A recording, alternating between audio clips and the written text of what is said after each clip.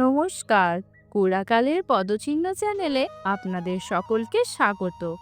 মহাভারত পাঠের ৩৪তম পর্বে আজকে আমরা শুনতে চলেছি ব্যাসদেবের বিধান ও দ্রৌপদীর বিবাহের কাহিনী।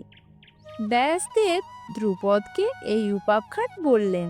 পুরাকালে দেবতারা নৈমিষারণ্যে এক যজ্ঞ করেন।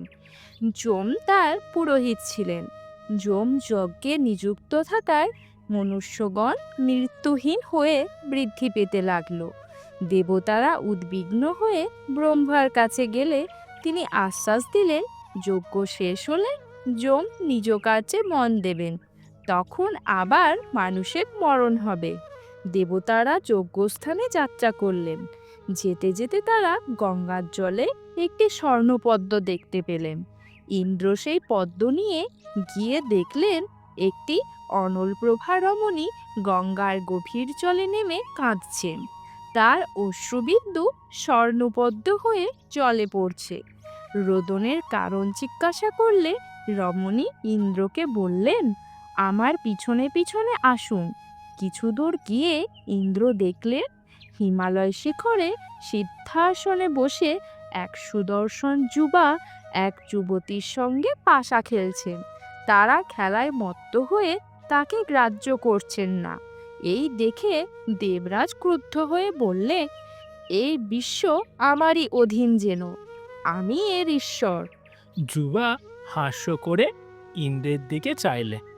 ইন্দ্র সানুর ন্যায় নিশ্চল হয়ে গেলেন। পাশা খেলা শেষ হলে যুবা ইন্দ্রের সঙ্গিনীকে বললেন, ওকে নিয়ে এসো, আমি ওর দর্প দূর করছি। সেই রমণীর স্পর্শমাত্র ইন্দ্র অবশ্যই ভূপাতিত হলেন। তখন যুবকরূপী মহাদেব বললেন, ইন্দ্র, আর কখনো দর্প প্রকাশ করো না। তুমি তো অসীম বলশালী। ওই পর্বতটি উঠিয়ে গহ্বরের ভিতরে গিয়ে দেখো। ইন্দ্র গহ্বরে প্রবেশ করে দেখলেন তার তুল্য তেজস্বী 4 জন পুরুষ সেখানে রয়েছেন।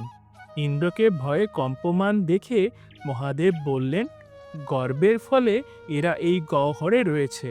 তুমিও এখানেই থাকো। তোমরা সকলেই মনুষ্য হয়ে জন্মাবে এবং বহু শত্রু বধ করে আবার পুনরায় ইন্দ্রলোকে ফিরে আসবে। তখন পূর্ববর্তী 4 ইন্দ্র বললেন, ধর্ম, বায়ু, ইন্দ্র ও অশ্বিনী কুমারদ্বয় আমাদের মানুষের গর্ভে জন্মগ্রহণ করবে। বর্তমান ইন্দ্র বললেন, আমি নিজ বীর্যে একজন পুরুষ সৃষ্টি করে তাকেই পঞ্চম ইন্দ্ররূপে পাঠাবো।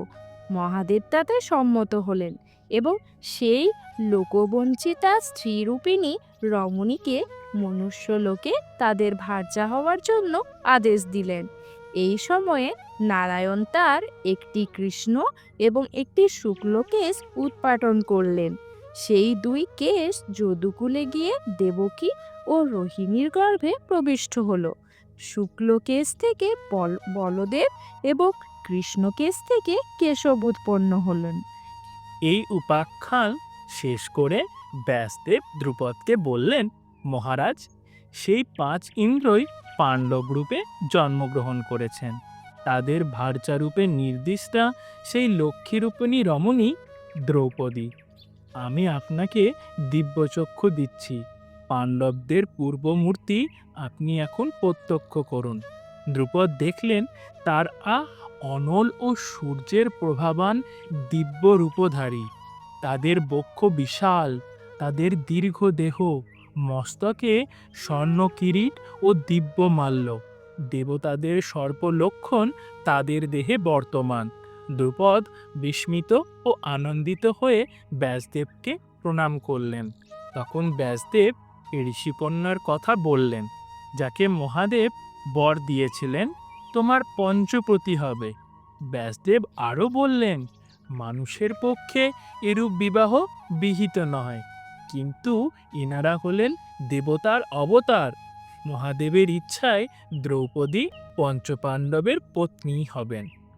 তারপর যুধিষ্ঠিরাদি স্নান ও মাঙ্গলিক কার্য শেষ করে বেশভূষায় সজ্জিত হয়ে পুরোহিত ধর্মের সঙ্গে বিবাহ সভায় এলেন। যথা নিয়মে অগ্নিতে আহুতি দেবার পর যুধিষ্ঠির দ্রৌপদীর পানি গ্রহণ করলে। পরবর্তী 4 দিনে একে একে অন্য ভ্রাতাদেরও বিবাহ সম্পন্ন হলো। প্রত্যেকবার পুনর্বিবাহের পূর্বে ব্রহ্মর্ষি ব্যাসদেব দ্রৌপদীকে এই অলৌকিক বাক্য বলতে, তুমি আবার কুমারী হও। জ্যেষ্ঠ যুধিষ্ঠির পাঞ্চালীর পতি ও ভাসুর হলেন, কনিষ্ঠ সহদেব পতি ও দেবর হলেন, এবং মধ্যবর্তী 3 ভ্রাতা প্রত্যেকে পতি, ভাসুর ও দেবর হলেন।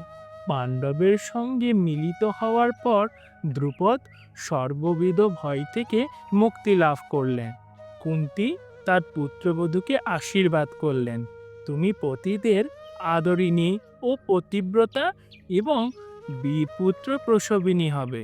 গুণবতী, তুমি পৃথিবীর সকল রত্ন লাভ করো, শতবর্ষ সুখে জীবিত থাকো। পাণ্ডবদের বিবাহের সংবাদ পেয়ে কৃষ্ণ বহু মণিমুক্তা ও স্বর্ণাভরণ, মহার্ঘ বসন, শালঙ্করা দাসী, গজ অশ্ব প্রভৃতি উপহার পাঠালেন। আজকের মতো মহাভারত পাঠের পর্ব এখানেই সমাপ্ত হলো। আগামী দিন আপনারা শুনতে পাবেন মহাভারতের এক নতুন কাহিনী। নমস্কার।